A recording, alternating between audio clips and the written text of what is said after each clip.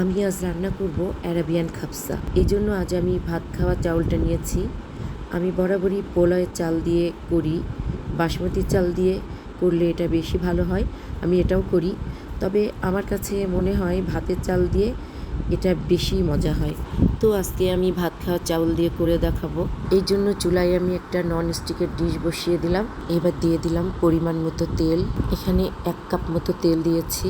তেলটা গরম হলে এবার দিয়ে দিলাম তেজপাতা, এবার দিয়ে দিলাম কিশমিশ, কাজু বাদাম ও কাঠবাদাম কুচি। এবার খুব ভালো করে নেড়ে চেড়ে একটু লাল করে নিব। এবার 2টা টমেটো কুচি করে দিয়ে দিলাম এবং এটাকে খুব ভালো করে নেড়ে চেড়ে একটু নরম করে নিলাম। এবার দিয়ে দিলাম কিছু কাঁচামরিচ কুচি, আবারও খুব ভালো করে নেড়ে নিচ্ছি।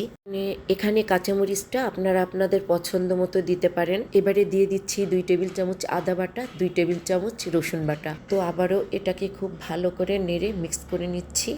এবার দিয়ে দিচ্ছি কয়েকটি দারুচিনি, তারপর আবারও ভালো করে নেড়ে নিলাম। চাইলে আপনি এলাচ লংও দিতে পারেন। তো এবার দিয়ে দিচ্ছি 2 টেবিল চামচ টমেটো পেস্ট, তারপর খুব ভালো করে নেড়ে নিলাম।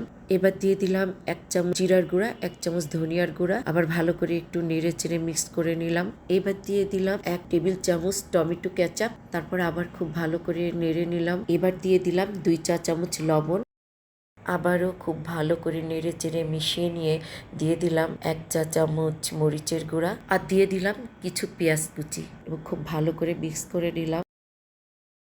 তারপরে দিয়ে দিলাম কিছু গাজর কুচি, এটাকেও খুব ভালো করে নেড়ে চেড়ে মিক্স করে নিলাম। গাজরটা একটু বেশি দিলে কালারটা ভালো আসে। এবার দিয়ে দিচ্ছি পরিমাণ মতো গরম পানি। এবার ঢাকনা দিয়ে অপেক্ষা করব পানি ফুটে ওঠা পর্যন্ত। পানি ফুটে গিয়েছে, এখন আমি দিয়ে দিলাম চিকেন স্টক আর দিয়ে দিলাম ভিজিয়ে রাখা চাউল।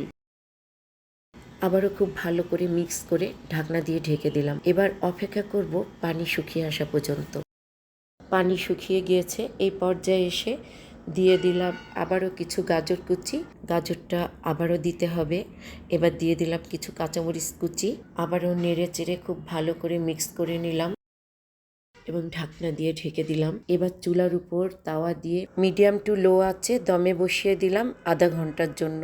ঢাকনা দেওয়ার আগে আমি 2 চা চামচ মতো ঘি দিয়েছি, যেটা আমি রেকর্ড করতে ভুলে গিয়েছিলাম। এখন ঢাকনা তুলে দিয়ে দিলাম কিছু ধনিয়া পাতা কুচি। ব্যাস হয়ে গেল অ্যারাবিয়ান খাবসা।